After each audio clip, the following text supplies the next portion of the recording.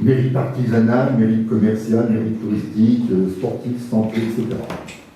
En créant un ordre national du mérite, le général de Gaulle a ainsi supprimé 13 ordres ministériels et 3 ordres de la France d'outre-mer. À ce jour, il n'existe plus que 2 ordres nationaux attribués par décret du président de la République, qui en est le grand maître. La Légion d'honneur, le plus ancien, 222 ans, qu'on appelle communément la Rouge, ou l'Ordre national du mérite, le plus jeune, 61 ans, qu'on appelle communément la Bleue. Outre ces 2 ordres nationaux, le général de Gaulle a souhaité maintenir 4 ordres ministériels existants. Les palmes académiques, le mérite agricole, le mérite maritime et les arts et lettres. Ces 4 distinctions sont donc attribuées par les ministres concernés. Tous ces ordres nationaux et ministériels se déclinent en 3 grades: chevalier, officier et commandeur. Et pour les 2 ordres nationaux seulement, en 2 dignités, grand officier et grand croix. Vous voyez, Président, que votre marge de progression est importante. Petite anecdote, le décret de création de l'Ordre national du mérite du 3 décembre 1963 porte la signature de 3 présidents de la République. Un en exercice, le général de Gaulle, son créateur, et 2 en devenir, Georges Pompidou, alors Premier ministre, et Valéry Giscard d'Estaing, alors ministre des Finances. Monsieur le Président, permettez-moi une petite parenthèse, petite mais importante à mes yeux. L'Ordre national du mérite a été créé pour récompenser l'exemplarité, l'initiative, le talent, le courage, la générosité de femmes et d'hommes au service de la grandeur et du rayonnement de la France. Mais recevoir les insignes de l'Ordre national du mérite n'est pas qu'un aboutissement et une récompense pour les services rendus. Mais c'est aussi un engagement pour continuer à servir notre pays et à promouvoir les valeurs démocratiques de la République qu'elle porte et qu'elle défend. Enfin, voici quelques chiffres. Depuis sa création, environ 310 000 personnes ont été admises dans l'ordre. Et à ce jour, environ 166 000 l'apportent encore, donc sont vivants. Une association nationale regroupe les titulaires de notre ordre, répartis dans 142 sections, dont 42 étrangers. On rayonne.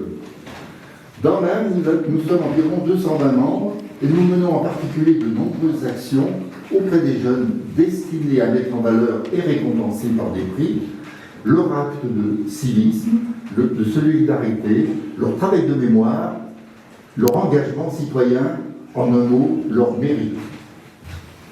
Voici un rapide aperçu de ce qu'est l'Ordre national du mérite, ordre dans lequel, Monsieur le Président, vous allez être admis pour vos mérites distingués, qui maintenant vous êtes présenté par Monsieur le ministre François Sauvadet, délégué sur votre proposition, du grand chancelier de la Légion d'honneur, chancelier de l'Ordre national du mérite, le général de l'armée François Lepointe.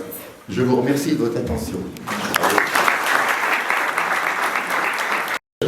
Parlementaires, les sénateurs, présents, saluer les élus départementaux et les premiers d'entre eux, les présidents de département qui sont venus très nombreux de la région. Saluer bien sûr le ministre Billet, avec lequel on a beaucoup travaillé, parce que j'étais moi-même parlementaire et cher Jean et vous tous, mesdames et messieurs. D'abord, je veux te dire, mon cher Jean, mon émotion. Mon émotion d'être à tes côtés dans ton département pour un moment si important d'abord pour toi, c'est important pour ta famille, c'est important pour tes amis qui sont là, mais aussi important pour tous ceux que tu côtoies au quotidien. Tu vas recevoir, comme ça vient d'être dit, au nom du président de la République, l'insigne de chevalier de l'Ordre national du mérite. C'est un des ordres les plus prestigieux de la République, vous venez de le rappeler, monsieur le président départemental honoraire de l'ONM. Et je veux simplement souligner un point que vous avez vous-même exprimé, c'est que cet ordre a été créé le 3 décembre 1963 par le général de Gaulle, l'année même de ta naissance. À quelques jours près, je crois que c'était, comparez-vous, c'est le 22 novembre. Et j'y vois là tout un symbole de ton engagement gaulliste au service de la France. Dans les périodes complexes que nous traversons, les valeurs que tu portes, ton ancrage territorial dans l'Inde sont une chance pour notre pays parce que ces valeurs sont celles du dépassement de soi, du sursaut et puis surtout du refus de la fatalité. Tu portes ces valeurs chaque jour dans ton département avec une seule mission d'être au service de tes compatriotes, ça je le sais, j'ai pu le mesurer, auquel d'ailleurs tu as souhaité, c'est assez rare dans l'histoire des départements de France, tu as souhaité donner à tes compatriotes un nom, et Saint-Lizoin. Ça mérite d'être souligné, j'ai d'ailleurs relu ce que tu disais au moment de la consultation que tu avais engagée sur le nom, fédérer les habitants. Tu disais aussi pour qu'ils cultivent un sentiment d'appartenance, qu'ils soient fiers de cette identité commune, et cela passe, disais-tu, par l'appropriation d'un nom. Et tu as eu cette forme d'inspiration que l'identité territoriale de ton département, ça participe aussi tout simplement à l'identité de la France. Ce sentiment d'appartenance, il est fondateur. Il est indissociable de l'histoire de notre nation, de nos départements et de nos communes. Et la société d'ailleurs tout entière, elle l'a exprimé, parfois avec vigueur, la sursaut, elle aspire à cette reconnaissance et à cette proximité. Et cet engagement qui est le tien, il nous rappelle tout simplement qu'il n'y a pas d'avenir pour un peuple qui ignore ses racines, qui ignore son histoire, et ça mérite vraiment d'être souligné tout particulièrement en cette année des 80 ans de la libération de notre pays. On retrouve dans cette initiative du don que tu as porté beaucoup de ta personnalité, mon cher Jean. D'abord, chacun le sait ici, l'attachement viscéral à la terre qui t'a amené. Cet attachement, c'est ce qui permet de fédérer. C'est ce qui permet aussi, par-dessus tout, de regarder l'avenir ensemble. Tu es natif de Montréal-Lacluse, tu étudies dans l'Inde. Alors j'observe que tu as fait une petite infidélité lyonnaise pour tes études. Je salue d'ailleurs le président du conseil départemental du Rhône, Christophe Guillotot, qui t'a accueilli brièvement. Il n'était pas président à l'époque. Et tu as effectué aussi ton service militaire à l'époque où il existait, représentant de force de gendarmerie notamment, à l'époque où il existait, au 68e régiment d'artillerie de la Valbonne. Tu as fait tout le parcours de l'élu local. Tu as été conseiller municipal en 1995, ensuite tu étais adjoint maire, puis tu es devenu maire, tu étais élu maire en 2014. Et puis, étape importante dans ton histoire, dans celle du département, en 2011, tu es élu conseiller général de l'Ain dans le canton de Nantua. Tu as su aussi, dans tes missions, fédérer les ambitions de 5 communautés de communes au sein d'une même communauté, l'Haut-Buget agglomération, que tu as présidé. Moi, pour avoir été président d'une communauté de communes qui en a fédéré 2, je mesure le challenge qui était le tien, et en tout cas l'engagement personnel que tu as dû y mettre. C'est un territoire important, pour l'industrie, dont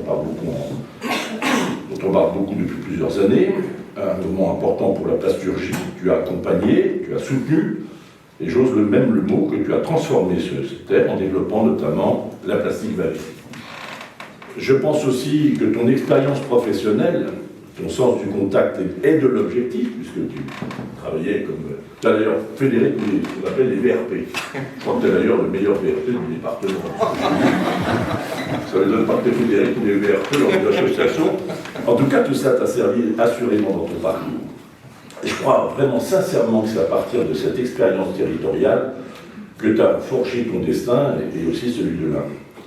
Et sans doute, qui est gaulliste, on partage, sans doute n'as-tu jamais oublié cette phrase du général de Gaulle: les plus nobles principes du monde ne valent que par l'action. Tu es un homme d'action, ce qui t'a valu d'ailleurs d'être réélu conseiller départemental en 2015, puis 2 heures plus tard de succéder à Damien Abad, que je salue, avec lequel j'ai beaucoup travaillé au Parlement. Tu es devenu président de l'Ain, étape importante, le 10 juillet 2017. Et c'est à cette époque-là que j'ai commencé à travailler avec toi, quand j'ai été élu président du groupe droite centre indépendant, très largement majoritaire, et c'est tout de suite au sein des départements de France. Ça s'est passé à Marseille, c'était une nouvelle élection citoyenne. Je salue d'ailleurs mon successeur, Nicolas Lacroix, de Haute-Marne, qui est ici parmi nous. Et je te le dis, dès le début, j'ai été franchement marqué, impressionné même, par ta présence d'abord. Ta présence et ta solidité. La deuxième trait de caractère qui m'a profondément marqué, c'est ton esprit d'équipe. Et puis aussi ton sens de la solidarité, celle qu'on voit dans les moments difficiles. La vraie solidarité, c'est celle qui tient une main ferme pour accompagner et trouver la solution. Ce sont des valeurs qu'on retrouve dans le monde du rugby. Je sais que ici, je n'ai pas besoin de le rapporter, ici et ailleurs, tout le monde connaît la véritable histoire d'amour, on peut le dire comme ça, que tu as eu avec le rugby et le club de Yonah en particulier. Je ne savais pas d'ailleurs une chose, j'ai regardé un peu tout ce que tu as pu faire, je ne savais pas d'ailleurs que c'était un sport dans lequel tu avais excellé. Enfin, si, écoutez, aujourd'hui vous pouvez le dire quand même, je vois que le dirigeant du club, là, tu as remporté le titre de champion de France avec l'équipe de rugby du lycée Saint-Pierre-de-Bourg-en-Bresse. Vous étiez là? Heureusement d'ailleurs. J'ai l'impression que heureusement qu'ils étaient là. À la réflexion même, moi je me suis fait une réflexion, je me demande si je ne vais pas te donner carte blanche pour constituer un 15 des départements de France pour obtenir le même résultat pour les départements dans le grand débat démocratique qui est celui d'anime notre pays et une opposition département de France, champion de France. Enfin, on est bien parti. En tout cas, on peut aussi compter sur toi pour un moment important qui s'appelle la troisième mi-temps. Et tous ceux qui te connaissent le savent, mon cher Jean, tu es un des meilleurs ambassadeurs des produits du terroir que tu aimes partager avec tous tes amis. Tu as d'ailleurs créé une marque originale, histoire de nous rappeler que l'un est le premier. En tout cas, ce sens du partage et de la convivialité qui est le tien, nous y sommes profondément attachés parce que ça participe tout simplement du vivre ensemble, du bien vivre ensemble, et ça participe aussi de l'attractivité de notre pays, qui est un pays célébré dans le monde entier pour la qualité de ses vins et aussi pour la qualité de sa gastronomie et de ses donages. Évidemment, je regarde les oubliés ici, Château Montperneau, le grand Carrie, le président de Saône-et-Loire, qui évidemment partage ce qu'on peut qualifier la meilleure volaille du monde. En tout cas, il permettra un mot plus personnel, s'il y a bien une qualité que je veux souligner aujourd'hui, c'est ton sens de l'amitié. J'ai pu découvrir, je parle devant mes collègues, j'emploie le mot à dessein, un département de France où chaque fois, notamment dans les difficultés, tu es resté à nos côtés debout, solide, engagé, pour défendre tout simplement, je reprends un mot que vous connaissez tous, cette certaine idée de la France que nous avons en partage. Oui, cette idée de la France, c'est que face aux difficultés, on ne gagnera pas la bataille de France sans les maires, sans les conseillers départementaux qui assurent la permanence de la République et qui sont les piliers de la nation aux côtés de nos représentants territoriaux de l'État que je tiens de mettre place à lui pour leur application. Ce sont ces qualités d'engagement, de respect aussi, parce qu'il n'y a pas de considération sans respect. Au rugby, on dirait viril mais correct, qui t'ont valu d'être élu vice-président et porte-parole de département de France. Quand je parle de solidité, j'ai aussi en mémoire l'organisation de nos premières assises de département de France que j'avais souhaité ouvertes pour la première fois à tous les conseillers départementaux et conseillères départementales. Un pari présumé impossible parce qu'il s'agissait d'organiser ces assises de plus de 1000 personnes à 3 mois de la date retenue. Et puis les 1, 2, 3 décembre 2021, 21 c'est un chiffre symbolique aussi pour l'élu de Côte d'Or que je suis, à Bourg-en-Bresse, plus de 1000 conseillers départementaux venus de toute la France et des outre-mer se sont réunis pour ces premières assises des départements de France en présence du Premier ministre et de plusieurs membres du gouvernement de l'époque, je précise.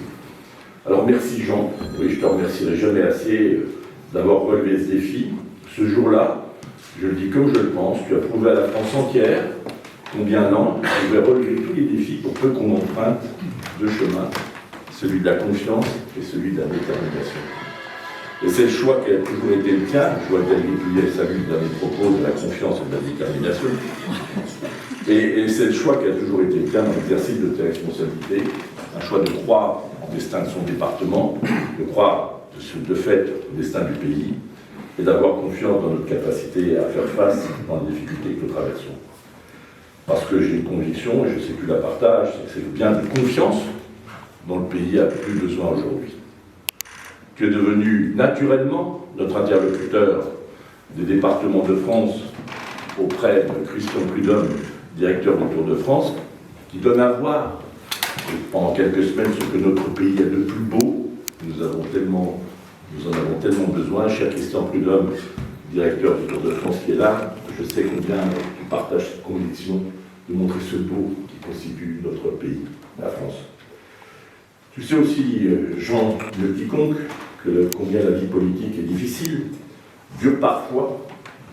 Nous le savons aussi, et malgré ces difficultés, tu as toujours fait preuve de responsabilité et d'amitié, pas l'un sans l'autre. Chacun sait aussi combien, dans l'exercice de nos mandats, nos familles sont importantes. Je veux saluer ton épouse, Patricia, tes deux filles, Julia et Lola. J'ai vu les pièces rapportées également de côté. Et je voudrais avoir un mot particulier pour ton père, qui est là, que je veux vraiment saluer. Vous pouvez être fiers de votre fils, parce que vous n'êtes jamais le fils de ses parents, et que les valeurs qu'il témoigne aujourd'hui, vous les voir vous aussi. Je voulais vous rendre cet hommage et ce témoignage, simplement. Alors voilà, nous qui sommes attachés à nos clochers, nous qui sommes attachés à nos villages, nous qui sommes attachés à nos communes, nous sommes aussi attachés à nos histoires familiales. Et mon cher Jean, la République s'honore à reconnaître les mérites de ceux et celles qui la servent avec passion. Mon parcours s'inscrit précisément dans cette lignée de méritants dont vous parliez. Cette lignée de méritants qui était un hussard de Lucien Guichon jusqu'à la présidence du département de l'Ain et la vice-présidence du département de France. Et dans tous tes mandats, ton engagement, ta résolution ont été sans faille. Je crois que témoin de cette France qu'on aime, la France tu l'aimes, nous l'aimons telle qu'elle est, avec son histoire, avec ses difficultés, et surtout dans ce qui fait sa grandeur, qu'il faut cultiver avec soin. Et je sais combien tu y contribues dans la mission qui est la tienne. Alors c'est avec une grande fierté, cher Jean, au nom du président de la République, je vais te remettre l'insigne de chevalier de l'Ordre national du mérite. Chevalier dans l'Ordre national du mérite.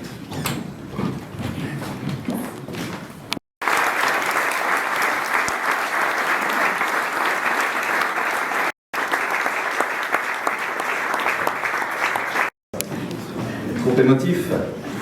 Bonjour à toutes et à tous. Merci de votre nombreuse présence. Je voudrais bien sûr, à mon tour, saluer Madame la préfète de l'Ain, chère Chantal Michel. Merci de votre présence.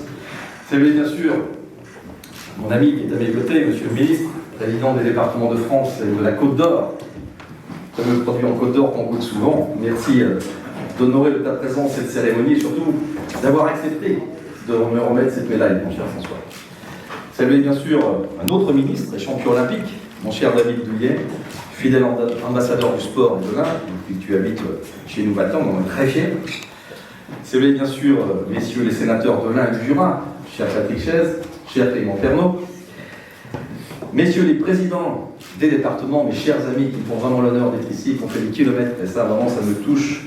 Andrea Cari, c'est pas lui qui en a fait le plus, il vient de la Saône-et-Loire, il est là.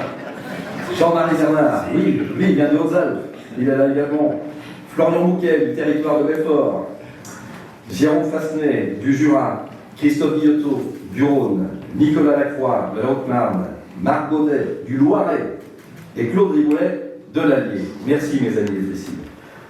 Je excuse Madame la procureure, je l'avais noté, mais elle m'a appelé à l'instant qu'elle vous président du conseil départemental de l'Ain, mesdames et messieurs les conseillers départementaux, les conseillères départementales, mes chers collègues, Madame la secrétaire générale sous-préfète de Bourg-en-Bresse, Madame la directrice de cabinet de Madame la préfète, Monsieur le commandant du groupement départemental de gendarmerie de l'Ain, mon général, cher Rudy Gaspard, Monsieur le directeur départemental du SDIS de l'Ain, contrôleur général, cher Hugues de Régnoncourt, Monsieur le directeur départemental de la sécurité publique, cher commissaire Béraud, cher Baptiste, cher commissaire divisionnaire, pardon, Baptiste Béraud, excusez-moi, saluer bien sûr mes collègues élus de Morel-Lacluse, saluer le directeur de l'association ADEMA France, Jean Pascal, monsieur le président de l'association des anciens maires et adjoints de l'Ain, cher Bernard Lobietti, monsieur le nouveau président de la Société des membres de la Légion d'honneur de l'Ain, cher Patrick Guébus, qui a été élu la semaine dernière,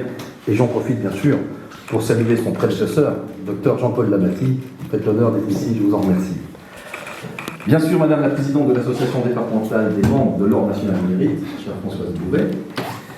Monsieur le directeur général des services du département, cher François,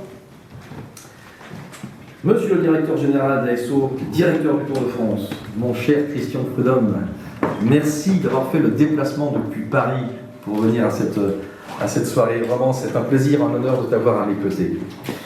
Messieurs les présidents des chambres consulaires, Monsieur le président du MEDEF de l'Ain, cher Stéphane Rostin, Madame la directrice de la centrale nucléaire du Bugey, chère Elvire, je vous ai aperçu, Mesdames et Messieurs les directeurs généraux adjoints du département et membres de vos cabinets, Messieurs les chefs d'entreprise et forces économiques de notre département et de notre chère Castille Vallée, je les ai aperçus également, Messieurs les restaurateurs qui me font l'amitié d'être présents, et Monsieur le président de la confrérie des Poulardiers, cher Rémi Gauthier, qui fait si bien rayonner tous ensemble la gastronomie alinoise et, comme l'a rappelé François, sa légendaire volaille de Bresse, ma chère famille, mes chers amis du 15 de Ville, du lycée Saint-Pierre-Sacré-Cœur, du service militaire, mes amis épicuriens, Mesdames et Messieurs les représentants de la presse, Mesdames et Messieurs en vos rangs et grades de qualité, et enfin mes chers amis. Je vais vous recevoir ce soir dans les salons partagés par le conseil départemental et la préfecture. Ce que j'éprouve à l'instant avec cette remise de décoration, c'est un mélange d'impressions.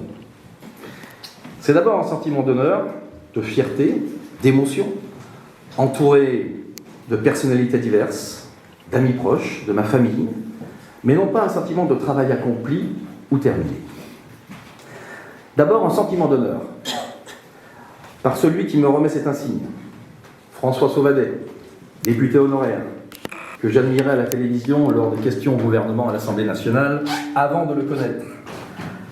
Président de son groupe, devenu ministre de la fonction publique sous Nicolas Sarkozy, et depuis, devenu président du département de France. Il m'a donné sa confiance, après l'avoir rencontré en 2017 à Marseille, et surtout en 2018 au Congrès de Rennes. Je l'ai ensuite soutenu lors de sa campagne pour son élection à ce poste en 2021, avec tous les présidents ici présents. Nous formons depuis une belle équipe soudée, solidaire, unie, pour défendre nos départements, les faire reconnaître comme maillons essentiels des solidarités humaines et territoriales, en montrant qu'ils sont une chance pour la France, leitmotiv cher à ton cœur, mon cher François. Et c'est ce qui me donne l'énergie nécessaire pour défendre les intérêts des Indinois et, avec tous mes collègues présidents ici, les intérêts des Français dans leur ensemble. Merci, cher François, d'avoir accepté d'être mon parrain et de m'avoir donné ton amitié. J'en suis très honoré et touché.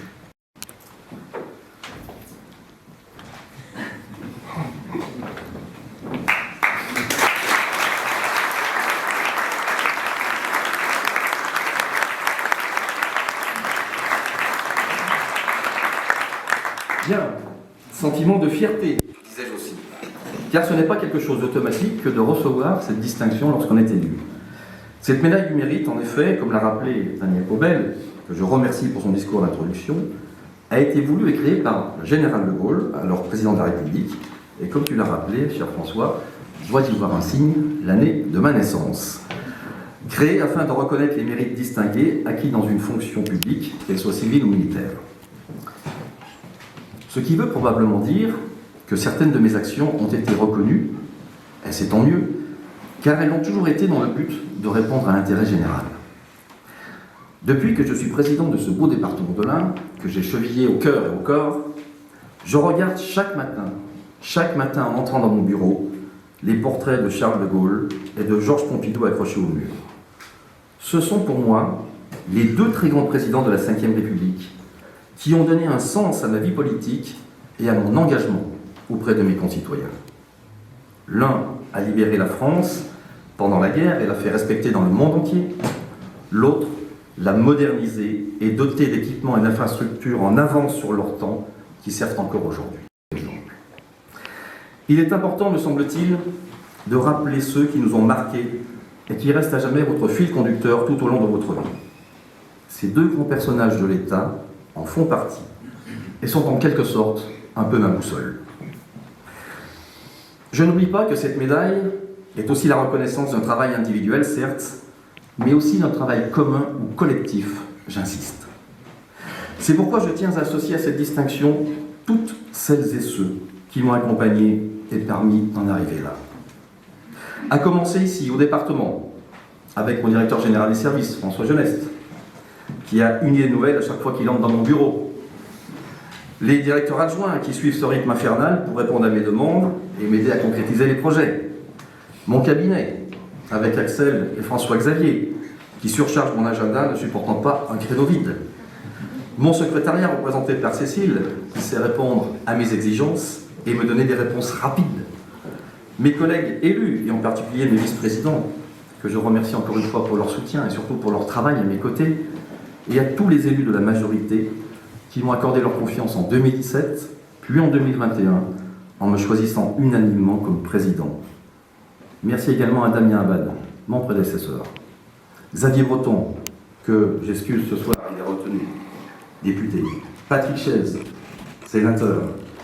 Nous, c'est par nos parlementaires qui m'ont toujours accompagné et soutenu. Merci également à la minorité, qui m'oblige à rester vigilant et à ne pas m'endormir sur mes lauriers. Moi aussi, j'ai été dans l'opposition départementale pendant 4 ans, ce qui montre bien que rien n'est figé et que tout reste possible. Je n'oublie pas non plus mes premiers pas d'élu municipal et communautaire commencés il y a bientôt 30 ans, en 1995 à Morel-la-Cluse, ma commune de naissance, aux côtés du maire actuel, Patrick Dufour, présent ce soir avec nos collègues qui sont ici et qui m'a succédé en 2017. Je voudrais en profiter pour rendre hommage à 3 personnes aujourd'hui disparues et qui m'ont tout appris en politique. D'abord Gilles Morosi, maire durant 4 mandats, qui est venu me chercher pour être sur sa liste en 1995 et qui m'a laissé ensuite son fauteuil de maire. Claude Ferry, ancien vice-président du Conseil général, à qui j'ai succédé sur le canton de Nantua. Et Lucien Guichon, ancien député maire de Yonah, qui m'a promené partout dans le département pour me faire connaître, m'apprendre les rudiments de la vie publique et m'a beaucoup aidé lors de ma première élection cantonale. Ce qui montre bien qu'on ne réussit rien ou presque tout seul et qu'il ne faut jamais, jamais oublier ceux qui vous ont aidé et ouvert la voie. Merci également à mes amis proches de plus de 40 ans, que ce soit à l'école, avec Stéphane, avec Jean-Luc, ou à l'armée, service militaire, avec Philippe. Vous qui ne m'avez jamais jugé ni sur mes cravates que je portais déjà à l'époque, ni sur mes idées ou mes ambitions, et avez su rester mes vrais amis depuis tout ce temps. À mon directeur du lycée Saint-Pierre-Sacré-Cœur, Gérard Balland, qui m'a non seulement appris à jouer au rugby et à cultiver une amitié sincère et sans égale avec mes partenaires de jeu du 15 de Ville, représentés ce soir par Dominique et Thierry, mais qui nous a surtout appris à ne pas reculer dans une mêlée, comme dans la vie, si l'on voulait se faire respecter. Et je me souviens que c'est aussi durant cette époque lycéenne que j'ai commencé à m'intéresser à la politique. Enfin, merci à mes parents de m'avoir inculqué ce que j'appelle les vraies valeurs de la vie, à savoir celles de l'honnêteté, de la loyauté, du courage, et surtout celle du travail.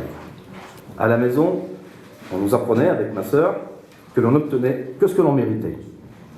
Je suis ravi que mon papa, qui vient d'avoir ses 91 ans, soit présent ce soir. Enfin, un grand merci à ma famille.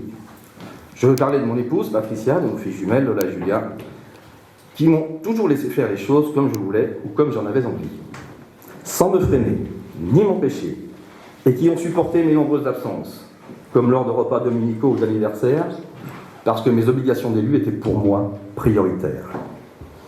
Engagement quand tu nous tiens. Je passerai vite sur les vacances écourtées parfois, où vous repartiez en train parce que j'allais dans une autre direction, où l'activité professionnelle ou politique m'appelait en plein cœur de l'été. J'ai conscience maintenant des sacrifices que je vous ai fait endurer. À la fois, je m'en excuse, mais je remercie toutes les 3 de l'avoir supporté, car sans votre compréhension, je ne serais pas là ce soir. Ce que je veux dire par là, en racontant ces anecdotes, c'est que cette distinction me fait prendre conscience qu'être élu est un vrai choix de vie, pour ne pas dire un sacerdoce. Si l'on veut tenir son rôle correctement, sans tricher avec ses électeurs, comme j'ai toujours tenu à le faire. Et cette médaille, je tiens à la partager avec toutes celles et ceux que je viens de citer.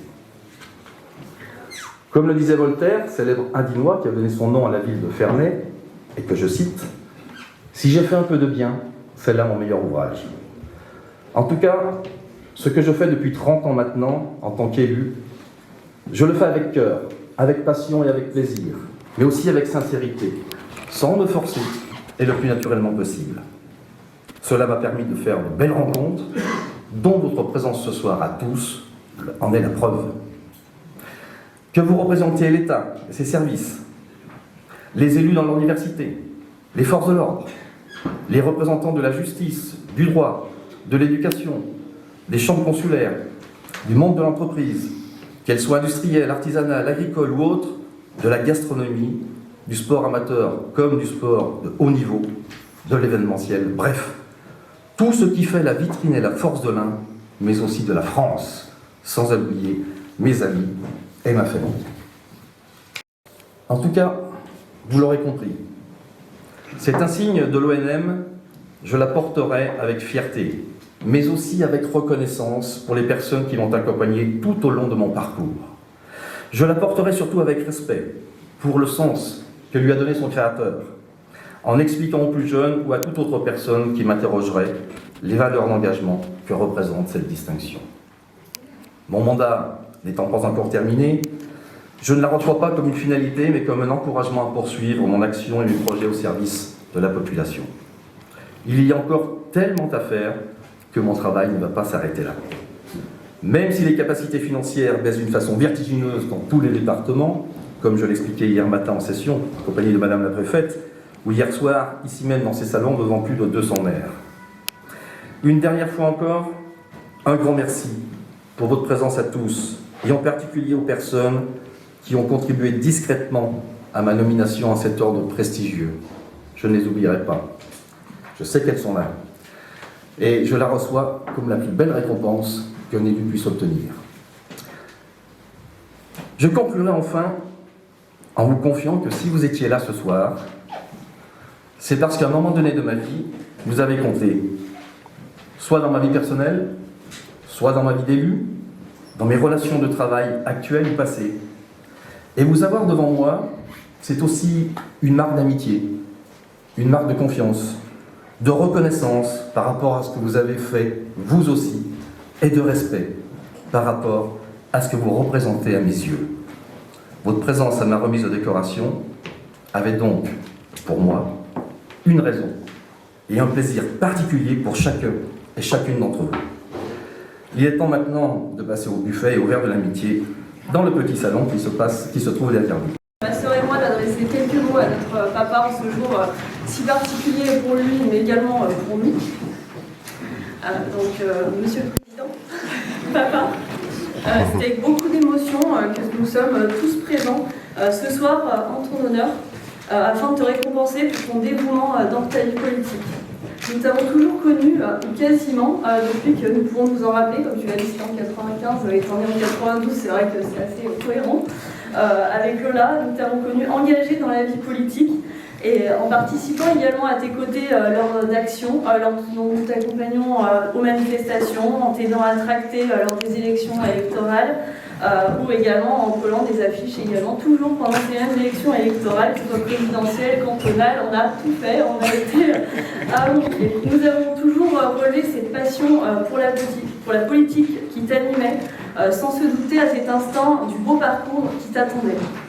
Tu as su arriver là où tu en es aujourd'hui, non pas en écrasant les autres, comme on peut le constater malheureusement plus facilement, mais en gravissant chaque étape et en te formant en tant qu'élu de terrain. En effet, malgré ton métier prenant en tant que VRP en chaussures, où tu as sillonné nos belles terres françaises, tu as su conjuguer ta carrière professionnelle, ta vie de famille avec la politique et ton engagement envers ta commune de Montréal incluse au préalable, puis ton intercommunalité de la communauté de communes d'Oyonnax, dont tu étais à l'initiative de son évolution en tant que communauté d'agglomération du budget, et enfin le département de l'Ain. En plus d'être un papa exceptionnel pour tes filles et un grand-père, qu'il est tout autant pour Gabriel, tu as toujours su être à notre écoute malgré tes absences pour ton travail et puis pour la politique, et tu as tâché de faire de même pour tes administrés.